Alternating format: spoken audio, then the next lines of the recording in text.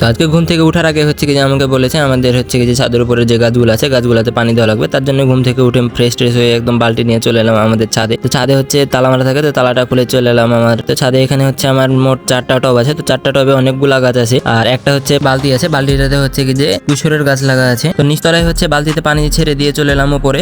উপরে হচ্ছে 2টা টব আর নিচে হচ্ছে 2টা টব আছে, মানে আমাদের ছাদের উপরে হচ্ছে হাফ ছাদ দেওয়া আছে, তার জন্য হচ্ছে কি যে আমাদের উপরে 2টা টব আর নিচে 2টা টব। তো উপরে 2টা টব, তো একটা টবে হচ্ছে কি যে পেয়ারা গাছ আর কমলা গাছ একসাথে লাগানো আছে। তো পেয়ারা গাছটা অবশ্যই একাই হয়েছিল। একটা টবে মালটা গাছ আছে, তো মালটা গাছটাতে হচ্ছে টেপ করে কাগজি লেবু লাগানো আছে। তো মালটা গাছের নিচটা ফাঁকা থাকার কারণে হচ্ছে কি যে মরিচের গাছ আর হচ্ছে পুঁই শাকের গাছ আর 2টা হচ্ছে আনারসের গাছ লাগানো আছে। তো দেখতে দেখতে হচ্ছে পানি দেওয়া শেষ করে চলে এলাম নিচে। তো নিচে এসে দেখছি বালতিটা হচ্ছে হাফ ভর্তি হয়েছে, তো হাফ পানি দিব, কারণ যে হালকা ভিজা ভিজা ভাবে হয়েছিল, কয়েকদিন আগে 2 দিন আগে পানি হয়েছিল, ঠিক যে আপাতত পানি দিয়ে রাখবো। রোদ করা হলে অবশ্য সামনের দিনও পানি দিব। তো এখানে হচ্ছে কি যে আনারসের গাছটা আছে, আনারসের গাছটাতে হালকা করে পানি দিয়ে দিলাম। এভাবে পানি দিতে হয় কিনা জানি না আমি। তো ডালিম গাছের এখানে হচ্ছে কি যে আনারসের গাছ লাগানো আছে। তো আমরা হচ্ছে যে আনারসগুলা খাই, সেই আনারসের আগালগুলা না ফেলে আমরা লাগিয়ে দিই, তো সেখান থেকে হচ্ছে গাছ হয়ে যায়। আর যে পানিটুকা ছিল সেই পানিটুকা হচ্ছে কি যে কুশোরের গাছে দিয়ে দিলাম। তো এখন হচ্ছে আমি নিচে যাবো, নিচে খাওয়া দাওয়া করে হচ্ছে কি যে আমি আমার কাজে যাচ্ছি। আর তোমরা ভিডিওটা ভালো লাগলে অবশ্যই লাইক দেবে এবং চ্যানেলটা সাবস্ক্রাইব করতে ভুলবে না।